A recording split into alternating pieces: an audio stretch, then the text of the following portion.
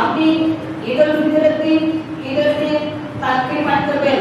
মুসান্নাফ ইবনে আবি শাইবা হাদিস নাম্বার 5651 যে তাকবীরের শব্দগুলি হচ্ছে আল্লাহু আকবার আল্লাহু আকবার লা ইলাহা ইল্লাল্লাহ ওয়াল্লাহু আকবার আল্লাহু আকবার ওয়া লিল্লাহিল হামদ।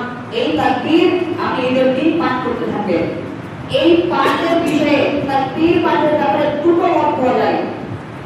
একটি মত হচ্ছে শাওয়াল মাসের আপনি চাঁদ দেখবেন, ঈদের চাঁদ দেখবেন, শাওয়াল মাসের চাঁদ দেখবেন, শাওয়াল মাসের চাঁদ দেখার পর থেকে নিয়ে ঈদের সালাত পর্যন্ত ঈদের তাকবীর পাঠ করা, এটা একটা মত। দ্বিতীয় মত হচ্ছে আপনি ঈদের সালাতের উদ্দেশ্যে যখন বেরিয়ে যাবেন তখন থেকে নিয়ে ঈদের সালাত পর্যন্ত তাকবীর পাঠ করা। আপনি যেটাই করবেন গ্রহণ করবেন সেটাই করা যাবে যে আপনি ঈদের দিন বেশি বেশি তাকবীর পাঠ করবেন।